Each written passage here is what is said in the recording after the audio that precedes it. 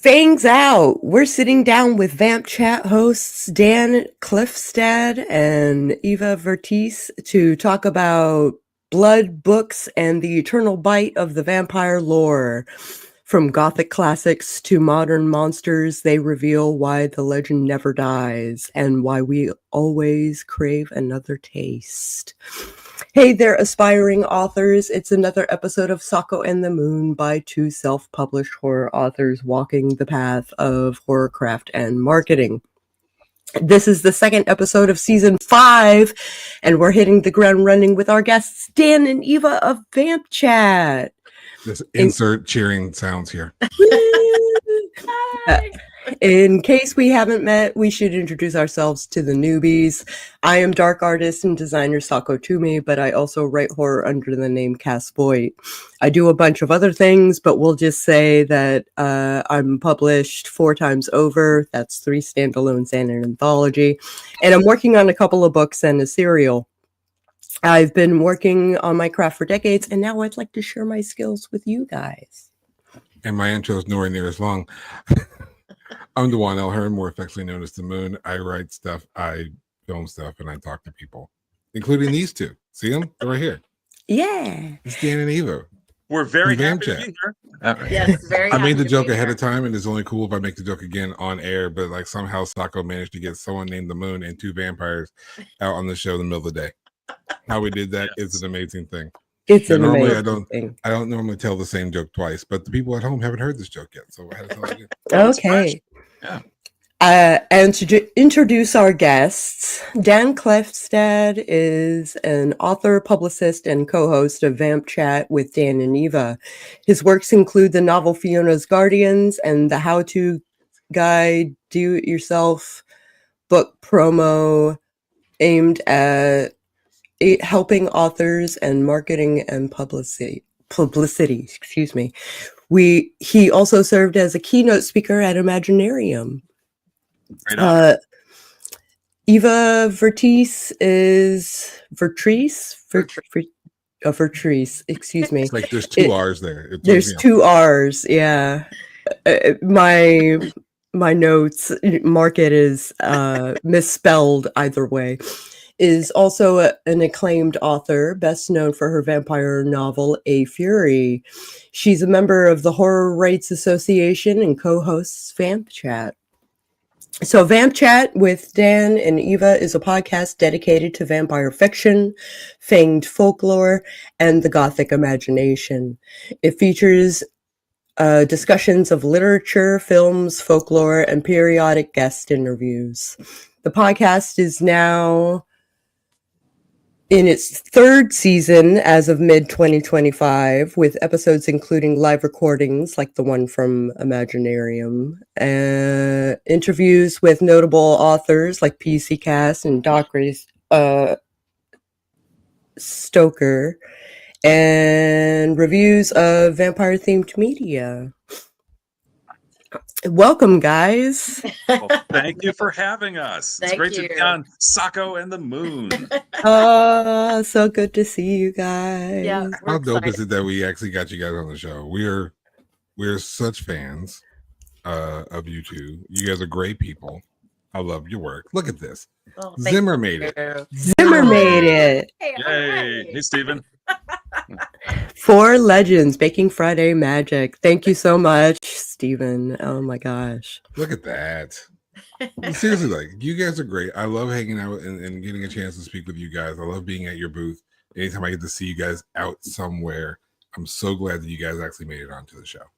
Well, we're excited. Thank you. Yeah. Okay, so I have a bunch of questions. We'll start with the origins of the podcast. What inspired both of you to launch VampChat with Dan and Eva, and how did your backgrounds in writing and horror fiction influence the podcast tone and direction? Eva and I have a story to tell you. It's our origin story.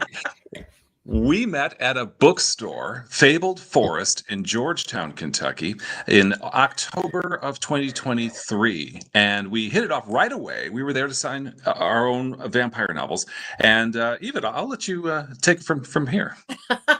Well, unfortunately, there weren't a lot of people at the book signing.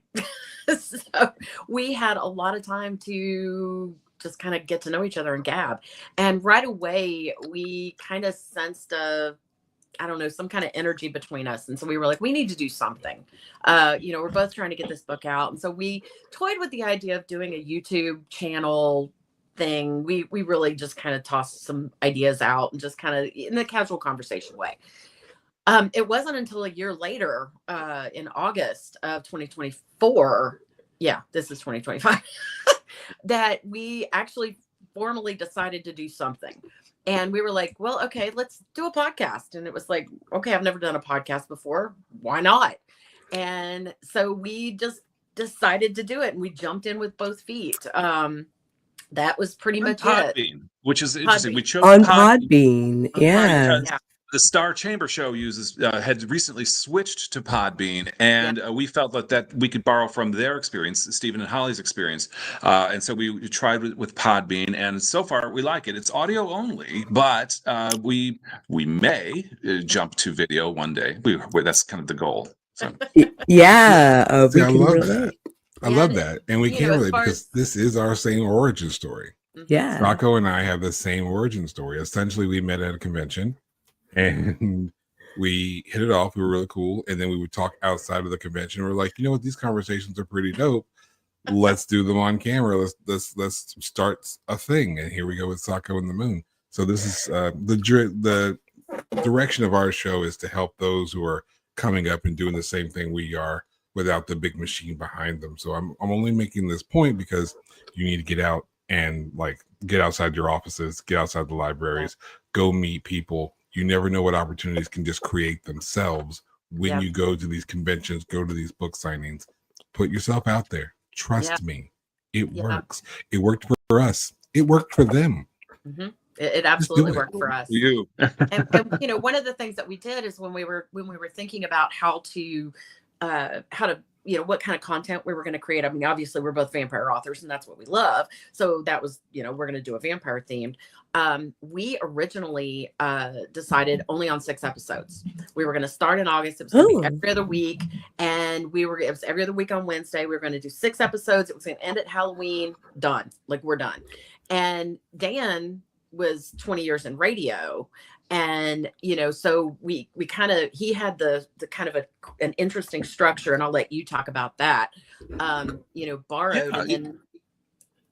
Yeah, go for it. Right. So during my radio career, which actually lasted 30 years, I was a morning host for a large chunk of that. And I looked at how every hour of the program was structured, NPR's Morning Edition and WNIJ's broadcast of that. And I noticed that there are certain points where we were supposed to tease what was coming up in the next quarter hour or the next half hour, and also when we promoted the next episode. And so we structure VampChat kind of the same way. We have 3 main segments, where we interview an author typically, and then we have another segment called Fanged Folklore, the B segment, and then the C segment is when we review of a movie or TV series. And during the show, we have regular points where we tease what's coming up. And then toward the end of the show, before we go into the C segment, we promote what's coming up on the next episode. So the listener we wanted them to stay. We want them to stay for another 15 minutes and then another 15 minutes and then another 15 minutes. But we also want to tell them what's coming up in 2 weeks on the next episode. Yeah, we do something very similar. And one of the things we noticed is when we did the research on this, there's nobody out there with any kind of vampire podcast quite like that. And definitely not one that covered, we do creatives. So it can be makeup artists, it can be authors, it can be, whoever's in that creative space, poets, we've had poets on. But then doing the actual nonfiction side of it was rare because not a lot of people touch on that nonfiction side. So we figured, in looking around at who's doing what content, nobody really had a podcast like this. So we thought, what the heck? That's so awesome. And I love the structure. One of the things that you do find out when you go and download Podbean and listen to a VampChat with Dan and Eva, because you're going to do that right now. And hop in the chat. You're going to do that on your phone right now while I'm talking about it. Go to Podbean right now and go find them.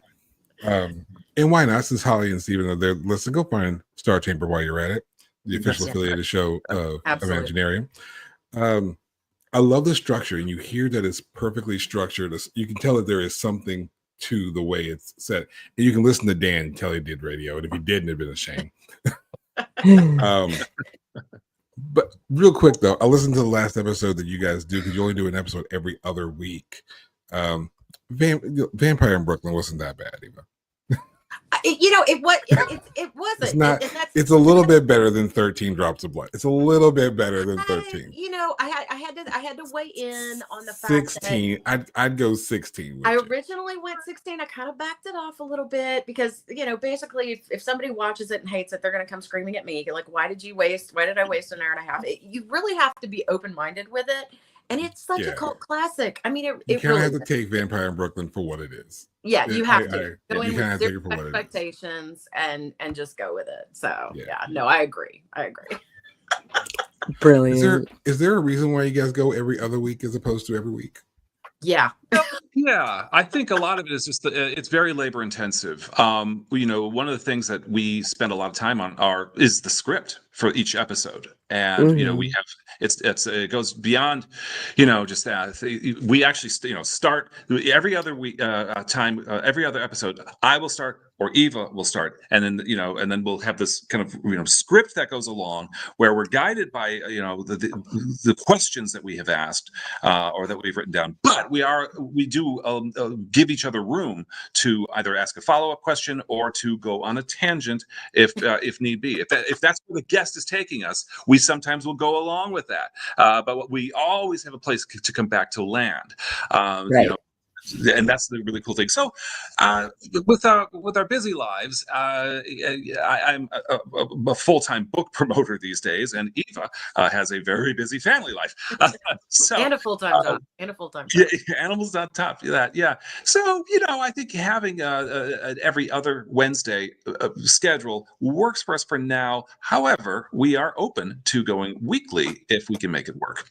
The other thing too is that we see, people don't realize that when we have a creative on, so when we have an author on, we read their book. Like we actually read their book, and we actually research, and we have to do extensive research on the nonfiction side of things. So when I was when I was presenting the Manananggal of the Philippines, I did extensive research on that. I didn't just chat GPT and come up with something. We also actually watch the movies, and the reviews that we give are our true reviews. So that takes time, and to do it on a weekly basis with our busy lives on top of everything else would be extensive. Now, what we have done in the past is for some of our higher end, more celebrity artists who have busy schedules themselves, we will adjust. So like, for example, with PC Cass and D Neal, we had them in between. So we did do, we will do weekly if schedules, need to be, but it gives us that freedom. It gives us that. If you got a Dacre Stoker showing up, you can't work on his schedule. Regardless of what happens. Shout out to Dacre Stoker, great guy. Oh yeah, he was in our second season as well. He was a great guy, and we are actually going to meet him in person for the first time in Richmond, Virginia. Dacre has been invited to a series of events the weekend of October 3rd and 4th, and he invited us to be part of it because we're going to be moderating a panel of horror authors, and he will be on the panel.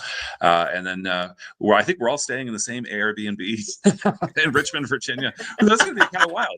I'll have to come down and say hi. Jeez. Yes, I am nowhere nearby, so say hi to everybody for me. All right. Yeah, I'd much rather go to Richmond than Baltimore. It's equidistant for me. So shout out to Baltimore anyway. Shout out to Baltimore anyway. But Richmond, I love Richmond. So I'll have to drop in. You see how I dropped that in there just so we could talk about that because I knew because I saw it. I'm very strategic. Strategic. Yeah. I'm good. Can you each share what drew you to writing vampire fiction? Like what themes or elements in vampiric lore particularly captivated you? You want to go first, Eva, or shall I take it? Sure. I think overall you can probably blame our parents. Oh, Yeah. No, we've both loved vampires since we were young.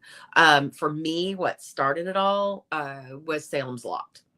When that ooh, came out, I was hooked. I mean, I was just absolutely hooked after that. And then after Salem's Lot came the Dracula with Frank Langella. And then we get into the 80s, and I'm a hardcore Gen Xer, as I state on the podcast often. So then you've got the Lost Boys, and you've got just all those great 80s horrors. Fright Night. Yeah. Fright Night. And so for me, that was it. I mean, Salem's Lot started it all. So and my mom was a hardcore paranormal, loved it, watched all the movies. So yeah, you can pretty much blame her. I guess you could blame my mom too.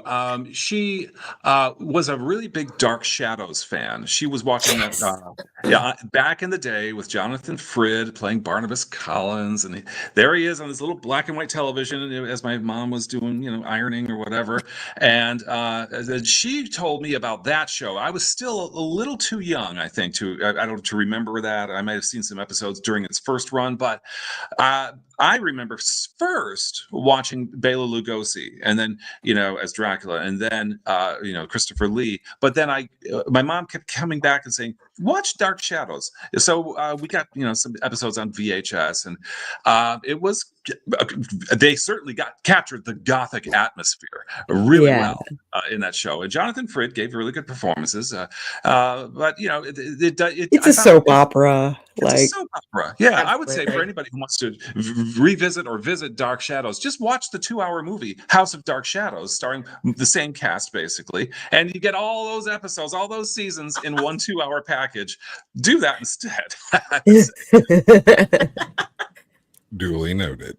Mm-hmm. Wow. I think the creative process would be a whole episode all by itself. But which guest or episode stands out to each of you as a favorite or turning point for the show, and why? Do you want me to go? Oh, sure. Yeah. We've often talked about this because, again, this was only supposed to run for 6 episodes. So I think the turning point for the show was the listener response in season 1. It prompted season 2. I mean, we got to the end of season 1 and we were looking at, the response that we got from just 6 episodes. And it was like, oh my gosh, we're going to have to keep this going. And plus, I mean, we were having so much fun. I mean, so much fun. And then, so we actually, we had lined out season 1 and, had no clue what we were doing. Absolutely no clue. And it's really kind of funny because at the beginning of season 1, like, we didn't even know how to do music. Like, we literally went into this totally blind. And so you get what I call the pregame on the first season, until we got to the point where we learned how to do the music. So it's kind of like, are you here? Is everyone on? And so I've asked people, I'm like, I'm thinking about going back and kind of musicking over that. And they're like, no, don't. They're like, we love the pregame show. Because it's hilarious. So, really and truly the turning point was the listener response in season 1. And then in season 2, we started getting just these amazing guests. I mean, we got Dacre Stoker, we got V. Neal, we got PC Cast, and it was amazing. And we were so like in awe and humbled at the fact that, these great guests, I mean, here we are, we've got 6 episodes under our belt, and these big time people want to actually be on our show and talk with us. And everybody's been just amazing. And so we're just very grateful and humbled by it all. But it was the response that we got. So we figured there was something to it. Yeah, and we're going to announce another major author, New York Times bestseller. We'll be announcing that September 15th. This will be our season 3 ender guest. And we'll be announcing this on Wave Country with Dawn G, the show on the NBC affiliate in Louisville. That'll be on September 15th, 2 to 3 p.m. Thanks for allowing me to plug that, because it's a very, very important appearance for us. So But there's something else. I think just surviving season 1 and getting a following, people who are getting interested in the show, that allowed us to get the higher profile guests that Eva just mentioned. Yeah. But I actually have a soft spot for our very first episode, which I believe still has the most downloads of all the other episodes, where we had a guest lined up and the guest bailed. We don't even know what happened. And so it was just basically Eva and I, interviewing each other, and we have these same 4 vampy questions that we ask each other. Who is your favorite vampire and why? What vampire power would you want to have? Are you Team Louis or Team Lestat? And would you want to be turned into a vampire and why? And so we had to ask each other these questions. So these 4 vampy questions that we ask every guest on the show. And so it was very revealing. Eva and I got to know a lot about each other during that episode. Yeah, everything that could go wrong did that episode. I mean, our guest didn't even didn't show, and not knowing what we were doing, we improvised, and it's over the episodes I think we've knock on wood, we've just about had everything go wrong that could, and we've just rolled with it. I mean, it's been great. Same here. Yeah.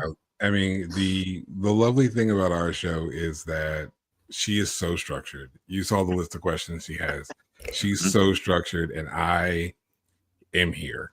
And I am really good at just kind of playing off what is happening. And I think that's a dynamic that's really important. Because again, the aim of our show is to help those that are trying to do the things we do and do them.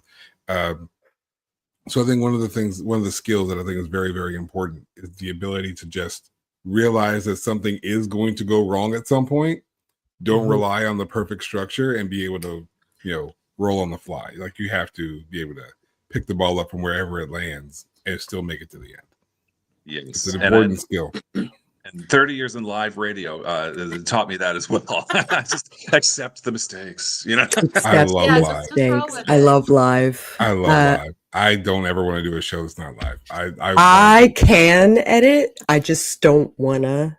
Right, and that's not for this. Yeah, no, it was really revealing for us. We did a vampire symposium with a gentleman named Sean Rourke, who he's got a YouTube channel, the Vampires Castle. And he decided to do a vampire symposium and invited Dan and I to be on it. And the guests that were on it with us, one of them has been doing it for 15 years, and then they have these just beautifully produced YouTube channels and everything, and we're kind of like, okay, what are we, how are we gonna stack up to these people who've been doing this for a long time? And we, right before it aired, we got into a discussion about live versus produced, and it was so funny because all of them were like, oh, I could never do live. We've only done live. We've only done live. Throw ourselves out there, and we're genuine. And I mean, what you hear on the podcast is us. I mean, that's it. The first 6 episodes we did was pre-recorded and edited and stuff, and I was like, I can't keep doing this. I just much rather not. I think there is I think one of the reasons, if I'm thinking back, if I was to guess, one of the reasons why that first episode that did so well and continues to do so well is because people love the genuine, right? Mm-hmm. They love when you are yourself, unapologetically, unrestricted. And there's something, especially in this world where everything is edited and everything is cut and paste, to see people in their rawest form, particularly when mistakes happen. I think that is the most telling of anything, and of a person's character. Hi, Holly. Hello, Holly. They also do Star Chamber live. Yeah. Yes, they do. Yes, they do. And we do Sako on the Moon live. You guys do VampChat live.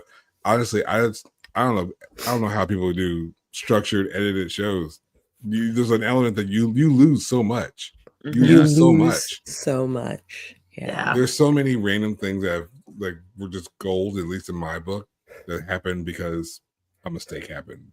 Something happened on there, and me and Sako just had to put it together. Well, and man, like you were talking, the difference between Dan and I is Dan is very much more structured. Like he blows my mind. He remembers like actors' names and dates and directors, and I'm like you. I am more. I can't do it. I can't do it. I can't remember all those details. Ask me how I feel about something. Being that I'm there. I'm more fly by the seat of my pants, kind of thing. That's me. Give me bullet points. Don't give me. So interesting. I have bullet points. Yeah. So it's true. Eva's absolutely right that on the show, I tend to be a little more analytical, and Eva is the warm, inviting, passionate presence, on the show. But when it comes to our writing, we're the opposite. Eva has an outline. You're an outliner. Am I correct, Eva? Yeah. And I'm a pantser, so I write. I'm a plotter. I'm the plotter versus the pantser. So it is kind of interesting that we're both, I guess, sort of we fit, we fit really well on when we're live on the air. But it's so different when we're writing. I didn't think about that. You're exactly right. We're like totally we like switch when we go on the show. That's I didn't think I'm sort of a plantser. I have bullet points for where I want my story to go, and I hope that I get there, because sometimes the story runs away and you're like, all right, if y'all going this way, let's ride. Let's just go ahead and go in that direction. We'll figure it out when we get there. Exactly. Well, I actually have the workshop at the Imaginarium how to plot your first and best-selling novel, next best-selling novel. So I actually teach how to plot it all out. But when it comes to the show, I'm like, let's just see where it rolls. Let's go. Yeah. Kind of like Sako, she's been trying to structure and get us back on questions like that. 2 or 3 minutes. Follow Sako's lead. I've just been like interrupting him. It's like throwing the whole thing off. I love doing this. See, this is what happens but I love it. I plan for it, right? This is what happens when you get 4 live podcasters together. Yeah. Jace Maxwell popped in. Steven says, I never knew Dan was a pantser. I never would have guessed that. Yeah. It's one of those things where you see someone that is so structured in how they do things. They have a plan. I mean, you have a whole book that gives out a plan on how to promote your book and how to do the things, right? So one would not believe that you're just figure it out later, like, because you're showing us how to do the things. Jace Maxwell, Jace Maxwell did developmental edits for a couple of books of mine, and I'm super grateful. King of the developmental edit. So walk us through your writing process. Do you draw from folklore, visual art, and personal research trips, or a blend of these when crafting stories like Fiona's Guardians or A Fury? Yeah, allow me to start. I think for me, research is important. Don't get me wrong, but you can waste a lot of time going down rabbit holes. So I would say start with your imagination, and if you put something out there that it'll be obvious when you need to research it. Whatever it is that you're writing it about at that moment. Then go ahead, but at least you'll have something specific that you're looking for, and you can just stay on track time-wise. If you only have an hour today to write, avoid the rabbit holes, but start with your imagination. Let your characters go out and do, follow their logic. But again, if you're talking about a plane, airplane, or a gun, or a boat, or something like that, or a bottle of scotch, okay, let's do a little research on that. Yeah. Yes. As someone from Kentucky, please do not call a bottle of bourbon a bottle of scotch. Please do not make those kind of mistakes. There is scotch, there is whiskey, there is bourbon. They are all different. Do not mess that up. I will be the first one to put your book down. Just know that I will put it down. Now, see, I'm a little bit different in that I love. Like, I 100% agree with Dan. Let your imagination go crazy. But one of the things that I love to do is any new characters that I bring into my novel, which A Fury is the first of a trilogy. So book 2, A Hellish Fury, is hopefully going to go to Holly in December. Anyway, what I love to do is any new characters that are coming in, I pull from mythical, biblical, or historical. And so, for example, one of my characters is Edward Lee, or I'm sorry, God, yeah, Edward Lee. He was the apprentice to John Dee, who was the first occult advisor to Queen Elizabeth, or who was the head occult advisor to Queen Elizabeth I. So, I saw his story, and he was an alchemist, and his death kind of, never really, they don't have any history of his death. And I was like, I can play with this. So I love taking the characters and taking their true stories and weaving it in. Lilith is one of my characters. I've got Nemesine and the Nine Muses in there. And so, there's only Belial's in there. There's only, I think, 3 or 4 characters in my book that you can't go out and Google. And I literally take their stories and pull them in. So that's where I love to do the research. I won't research a bottle of bourbon because I live in Kentucky and, I know what it is, but, but I love to research the characters and see how I can take a third level. I'll go to Google and be like, give me the hierarchy in hell. And then I'll take one of the, one of the characters, and I'll go and research that character. And luck, as luck would have it, I've just hit on some amazing characters and the stories and how I can morph those into mine. So that's where I love to do the research. I love these comments because if you don't know that we from Kentucky, the last 5 minutes of comments and conversation have proven that that's fine. So Jace is a first draft pantser. He handwrites everything. And then with the planning will happen when he's actually like plugging it into the computer. Once, he kind of brain dumps, which I can totally. It the SFD. It's called the SFD. Shitty first draft. First draft. Yep. Yeah. Get it out of your head. Yep. The SFD. And Holly is a pantser. Have to have an idea of where you're going, but I do not box myself in. Gotta let those juices flow. There is nothing wrong with just be super imaginative with your outline, like with the beats, just to kind of make sure that the story moves forward. That's as like I have the beat, which is usually one line, and then I kind of pants how I get to that point. But so I'm kind of a mix between the two. I have the outline, but most of it is pantsed. If there's anything to draw from all this, for our listeners, if there's anything to draw from this, it's that hearing how Sako writes or how I write, Dan or Eva, or anyone in our comment section, how we write is unique to us.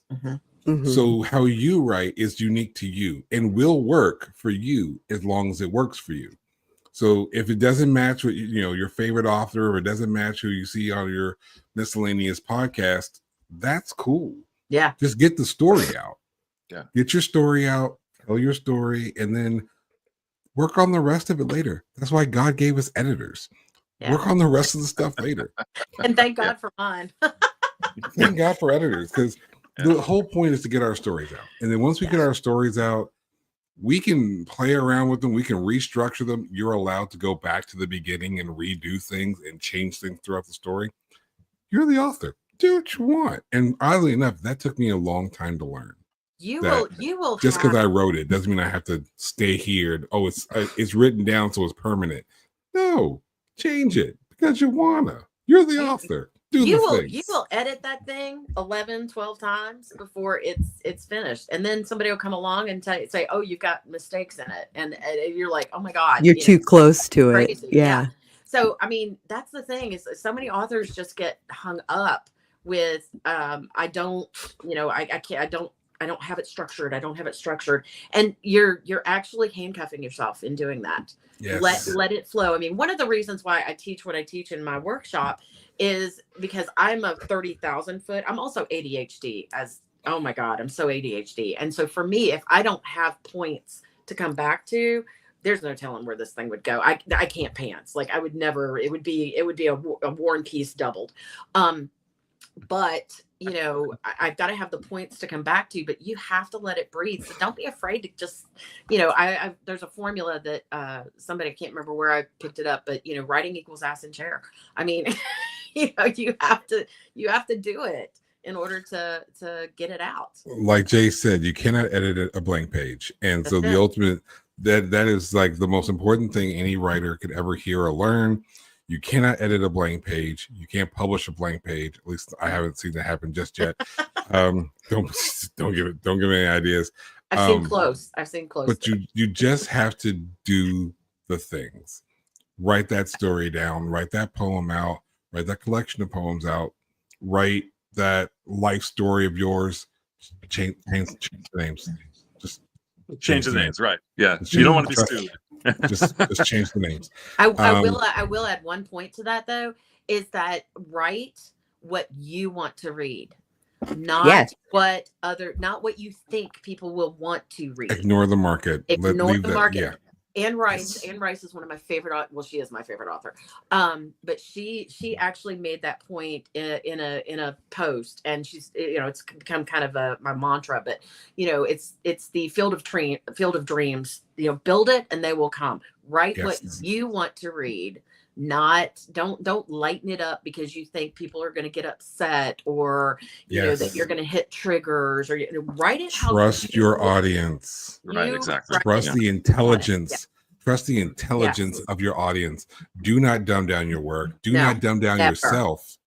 Yes. Write what you like. Believe it or not, like the weirdest, craziest things that are out there, there's a fan base for it because someone else likes it too. They're just probably unaware that other people like it, so they haven't said anything about it. So I remember I had someone talking to me about screenwriting, and they're like, you know what, we're not at the Quentin Tarantino level of screenwriting. We have to do things kind of by the book. And at the same time, as much as I respect that and I understood what he was trying to tell me, at the same time I'm like, you know what, Quentin Tarantino was Quentin Tarantino before Quentin Tarantino was Tarantino. So he just kind of wrote Quentin Tarantino stuff for himself. He wrote it the way he wanted to write it. So if I want to really go out here, let me just write what I want to write. If nothing happens with it, cool. But in the end, I can produce it. It's fine. It's cool. I'll just do my own thing. So write what you want to write, whether it's screenplays, poems, fiction, nonfiction. Write what you want to write. There will be a market for it. You can deal with that once it's written, and you can get Dan's book while you're at it, and then he can tell you how to promote it. See how I did that there? See what I did there? Yeah, worry about that stuff later. Get the story out. Number one thing you'll ever hear from the show, from them, anyone, get your story out. Yeah. Just get it out first. So I could either go on a diatribe or continue with the questions. I think I'll continue with the questions.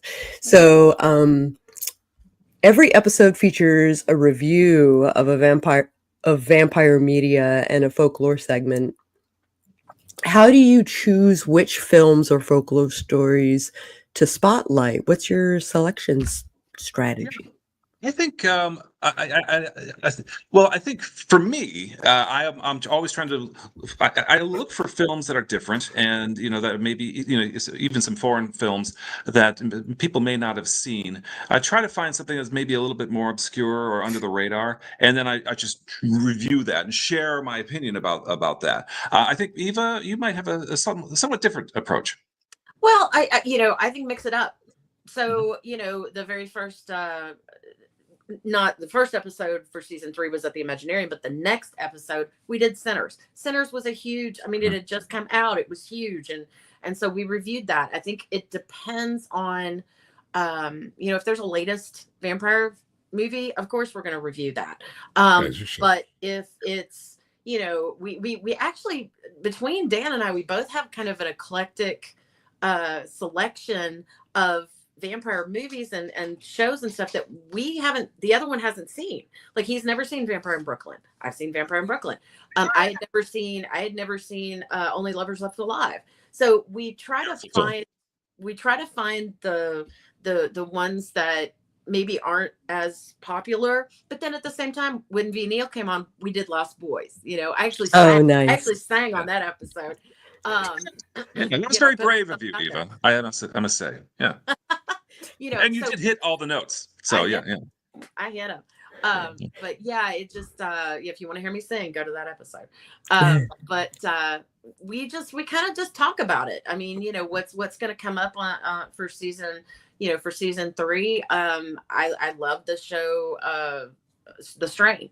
I love it, so I'm going to talk about that. And Dan, you're keeping me in the dark about the next one, because I guarantee you I haven't seen it, because he's calling it his guilty pleasure. What was it you said? Your guilty pleasure? All right. I am going to reveal something about myself during the next show. I do have a guilty pleasure film that I'll watch once a year. It's terrible. And I'll reveal that in the next episode on September 10th, I believe it is. I'm hyped for it. Yeah. So if you didn't download Podbean already, you need to download Podbean right now and find the VampChat with Dan and Eva. This way you can find out what this guilty pleasure movie is with Dan. I'm dying to find out. I really am.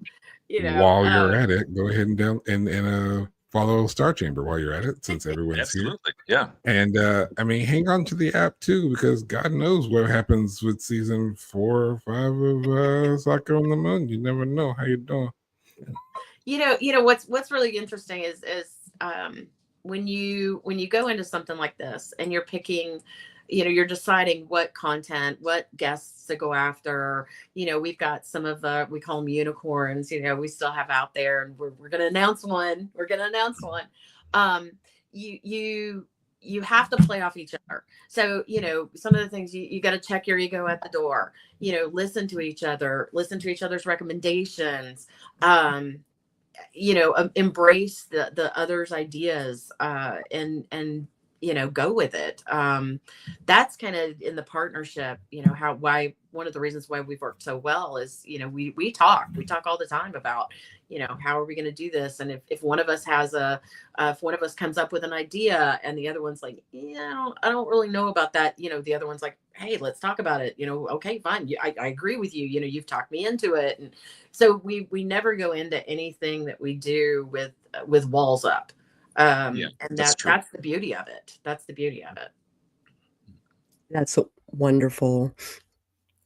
If there was a piece of advice that authors or podcasters in the horror or supernatural genres, what's one piece of advice you'd each offer based on your own experiences? And we'll start with Dan. Yeah. Well, I say having a partner, a co-host, is a really good, important thing. If you're going to start a podcast or a show, the idea of having someone you can bounce off with, something you can interact with, is extremely important, because it's, and I think that delivers extra value for the listener or the viewer. That's one piece of advice. The other is do what even I did. We just dove in. At some point, we just had the courage to just dive in, work with Podbean, and try to figure out how to put a show on a live streamcast. And it worked. It wasn't always smooth, as we alluded to earlier. It still isn't. Yeah, right. But it still isn't. But we're getting better at it. And I think it's just do it. You put yourself out there, and you will build an audience if you care about the product. Yeah. Yeah. And the other thing is embrace the mistakes. I mean, you're going to have tech disasters. You're going to have, we had one episode where there was this wonderful guy, and he was this poet, and his phone had to have been from like the 1800s. And the audio was so bad. And, but then our next guest was so wonderful. And then the review was wonderful. And we were like, oh my God, we can't put this out here like this. So you know what? I learned how to edit. I learned how to edit that part out, and we put out a truncated one. And it wasn't because he wasn't great, but his technology was horrible. And so embrace it. Embrace the tech disasters. I mean, it's going to happen. And, the fact that we get on, sometimes when we get on and we're like, hey, is everybody on here? Hey, we can't get Podbean to work. Podbean's decided it doesn't want to do its thing tonight. Go with it. Just go with it. Our guest last episode, in fact, had a slight rattled in their line, so a little static or something. And so I asked her to, just unplug her microphone and then plug it back in. Maybe that would fix the connection, and it did. And so I asked the question. So I said, keep your headphones on, and working. So I gave her time to just make that while I was asking my question, make that change, and the audio cleaned up. So we're able to do that, live on the air.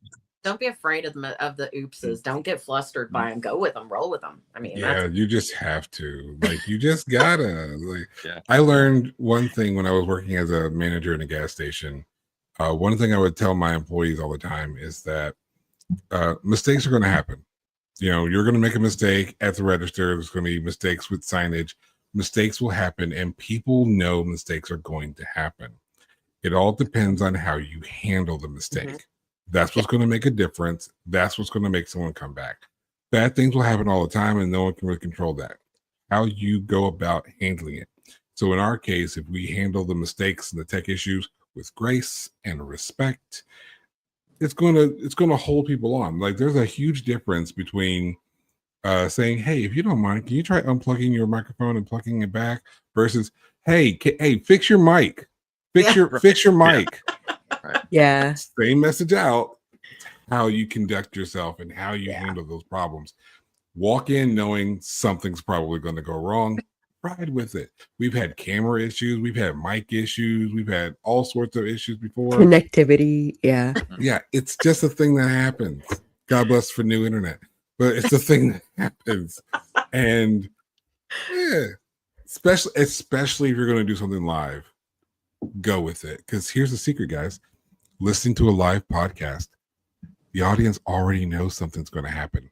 They're waiting for it.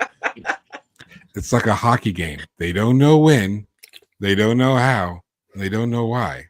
A fight will break out, and they're waiting for it. They're anticipating the fight. One of the things we do at the end of every episode is we say good night. We have yet to be in sync, and it's become like this shtick almost with us. We can't get it right. We absolutely cannot get it right. So let's try it here.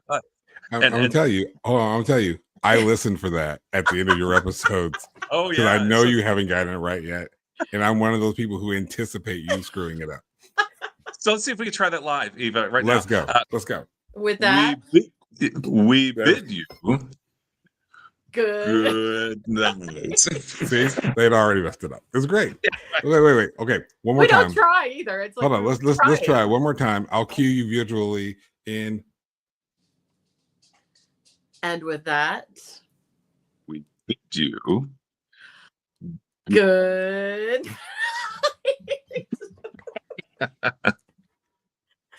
I love it. We're never gonna be able to do it, but it's okay. It really is. It tickles us because we legitimately try. Legitimately try every time, and it's like, okay, whatever. It's like our final homage to all the mistakes that happen. So. And again, it's one of the things we touched on earlier. It's genuine when you guys are just yourselves, and I can't convey this information to new people enough. Just do you. Do what you do best and you're most comfortable with. Ignore the markets. Quit trying to be the next big show. Just be the best you show that you can be. And if it happens, it happens. Yeah, I gotta take that advice myself. There are 100 million podcasts out there. Maybe, at the very least, if someone else has a podcast like ours, they're not us. We are that unique thing. Again, another thing I learned from working at a gas station is everybody sells Monster, everybody sells Mountain Dew, everybody sells hot dogs, everybody sells gas. The difference between us and the gas station down the street is us. How we treat people, the personalities that we have behind our counters, how we conduct ourselves, how we handle things. We are that unique factor that some people will go to a gas station to see us. They'll drive past that one and past that one to come to ours because we are here. And it's the same thing that when you're writing your books, it's your voice, it's your style. They're there to read your work. When they're listening to your podcast, it's you they're listening for. So just be you. It's the easiest thing you can do. You automatically do it when you wake up. Just be yourself and let that shine in your work. It's fine. It'll work itself out. I've got the title for your memoir. Zen and the Art of Gas Station Management. There we go. There we go. I was going to say Conversations of Convenience was what I had written down. But I like that too, actually. Yeah. One of the things that's really fun, that's really wonderful is, it's season 3. We've actually started doing personal appearances, and we've had several people come up to us, and you could just tell by their body language and by the way they talk and stuff that they're genuinely excited and sometimes even a little starstruck to like meet us. And we're just so genuine and we're just ourselves. Like it's a foreign concept that somebody would be excited to interact with us and meet us. And it's very humbling and wonderful. And, but we're just us. Like we're just us. So it's really nice. There is something I want to touch on, because you guys do something when you guys are live and you do your appearance and y'all have your booth. There is something that you do that I think is a very, very wonderful thing that anyone else who's doing a public appearance or doing a booth at a signing or something should really consider. You guys have this lead-in question, this question that you use to draw people in, at least draw attention to your booth and to, you guys doing your thing. So I'll let you guys tell the question, but I really want to know the answer to is why that question, and how did you all come up with that as your lead in to draw people to your booth? What's the question? Idea. This is Eva's idea for when we're at a convention or at a festival and we have a booth, right, with our VampChat swag or our in our novels. Eva was the one that came up with the idea. We need to have a board, like a poster board or something like that, with stick pins in it. Corkboard, where we would ask, are you Team Louis or Team Lestat, to anybody who walks by? And that stops them in their tracks, because most people kind of have an idea of the Interview with the Vampire. They know that. And so they've heard of these characters, and so they will stop. They never intended to stop at our table before, but now they did. And suddenly they have to answer the question and then stick the pin in under Lestat or Louis. And well, of course, Lestat keeps winning by a mile every time, but that's the way it is. I'm fine with that. That's cool. But it's a great way to engage people who are just walking by our table and would have thought to interact with your VampChat hosts. Yeah, I came up with, when we started the podcast, I just thought it would be, I used to be, I still am a corporate coach, and I used to speak in front of hundreds of people and in a totally different line of work. And so, I'm kind of used to having, if you're going to give a speech or you're going to give a lecture, have something kind of fun involved with it.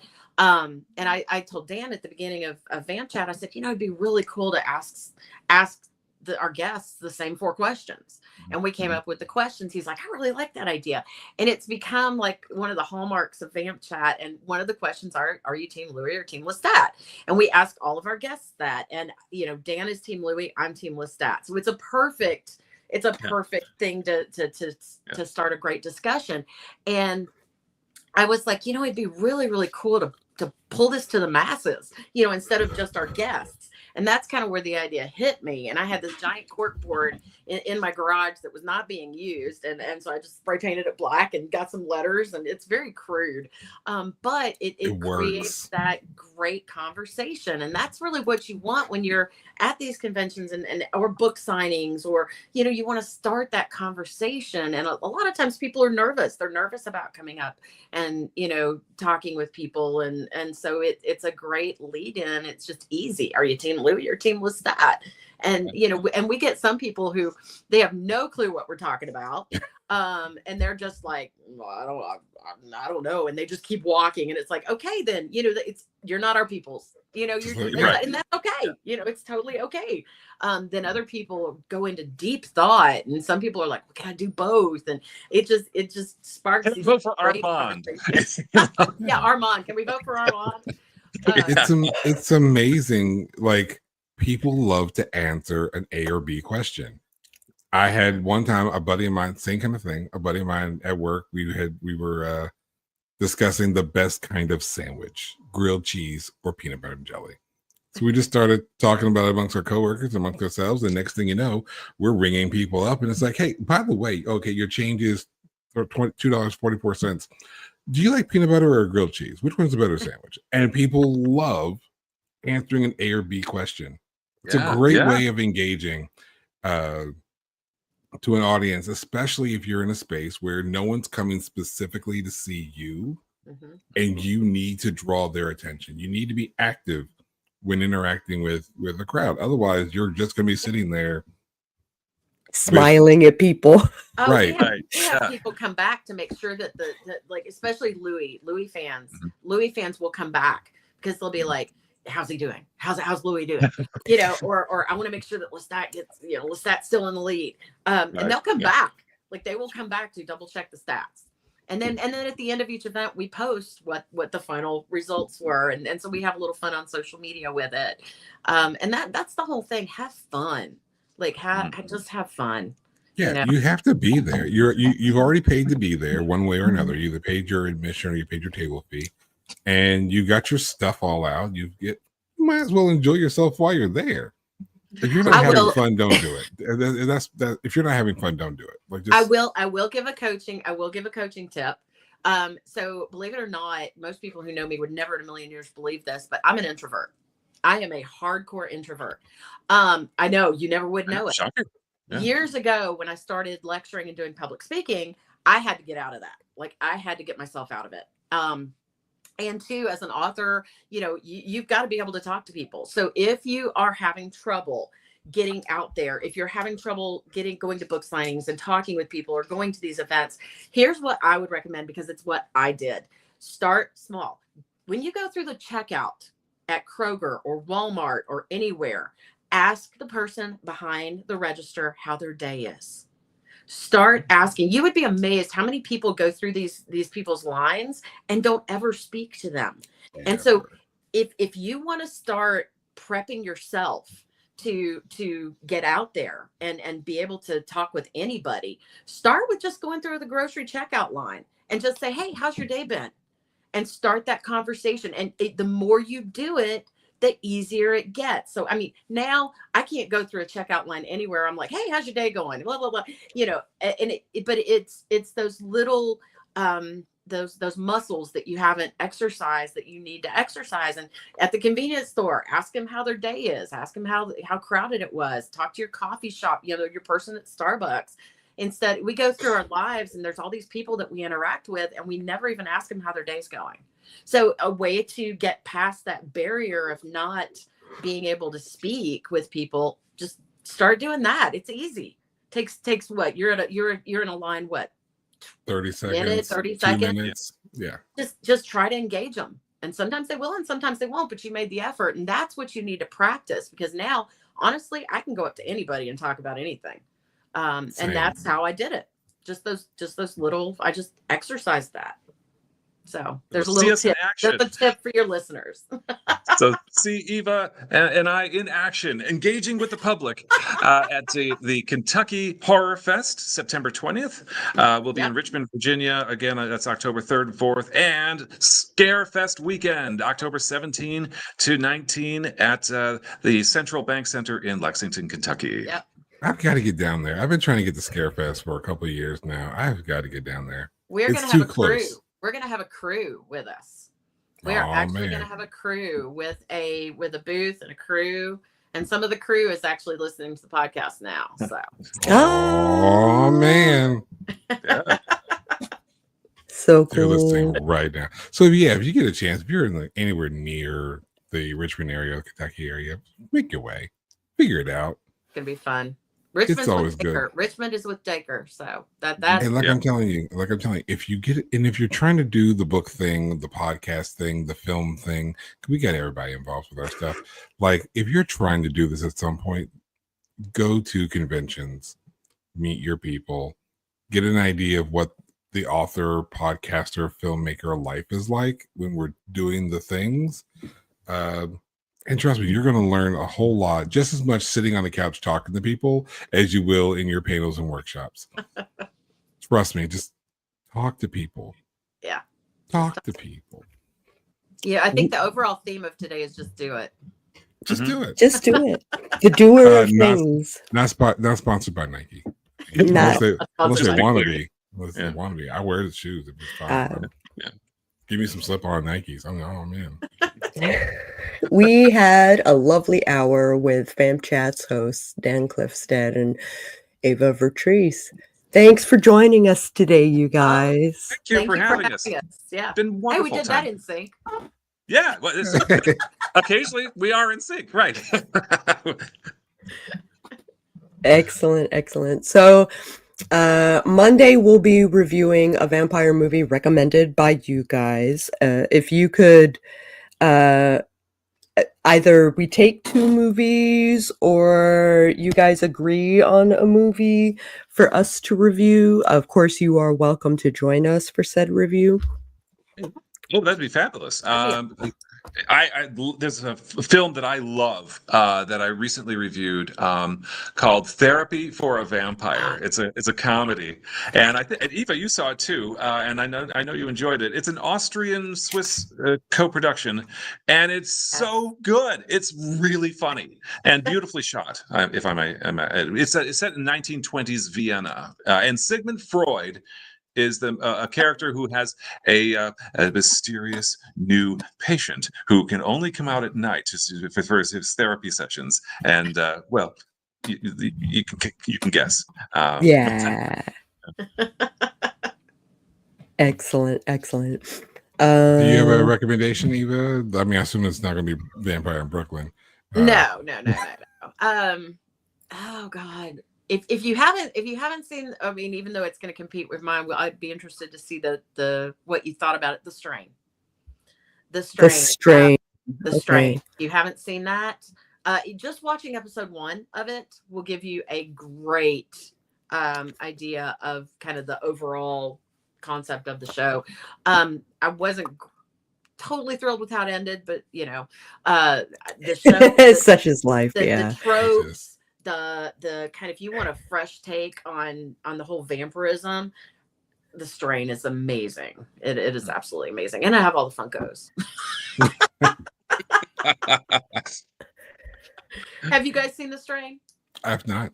Okay. I have seen like snippets of the show, but I haven't like actually sat down to watch it. Yeah. It's pretty cool as far as something new and fresh in the vampire.